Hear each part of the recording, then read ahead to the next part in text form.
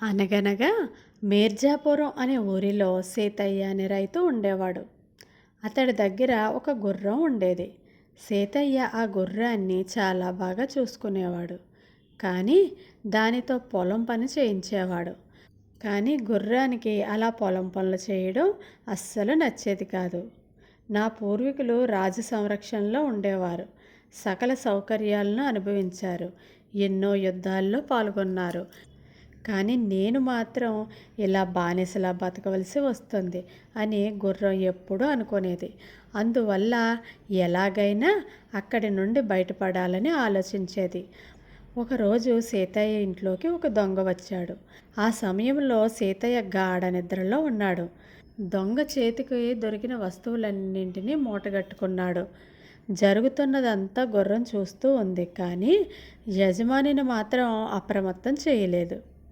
తన పని ముగించుకొని వెళ్ళిపోతున్న దొంగతో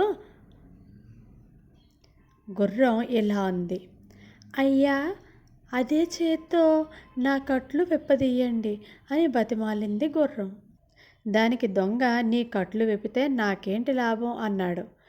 అప్పుడు గుర్రం ఏమీ ఆలోచించకుండా దొంగతో ఇలా అంది: కావాలంటే నన్ను కూడా నీ వెంట తీసుకొని వెళ్ళు. జీవితాంతం నేను నీకు సేవ చేస్తూ పడి ఉంటాను అని గుర్రం దొంగను ప్రాధేయపడింది.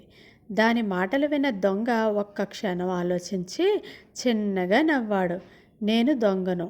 నీకు ఈ విషయం ఇప్పటికే అర్థమై ఉండాలి. నేను దొంగతనం చేస్తానని తెలిసి కూడా నువ్వు నీ యజమానిని నిద్రలేపలేదు. అంటే నిన్ను పోషిస్తున్న యజమాని పట్ల నీకు కృతజ్ఞత లేదు. నీలాంటి దాన్ని వెంట ఉంచుకోవడం ఎప్పటికైనా ప్రమాదమే అని అక్కడి నుంచి వెళ్ళిపోయాడు దొంగ. దొంగకు ఉన్న నీతి కూడా తనకు లేకపోయిందే అని విచారిస్తూ గుర్రం మౌనంగా ఉండిపోయింది. ఆ తర్వాత నుంచి యజమాని చెప్పిన పని చేస్తూ కృతజ్ఞతతో మెలగసాగింది.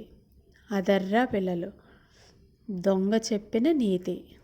ఈ కథ కనుక మీకు నచ్చినట్లయితే ప్లీజ్ లైక్ చేయండి, సబ్స్క్రైబ్ చేసుకోండి. Thank you.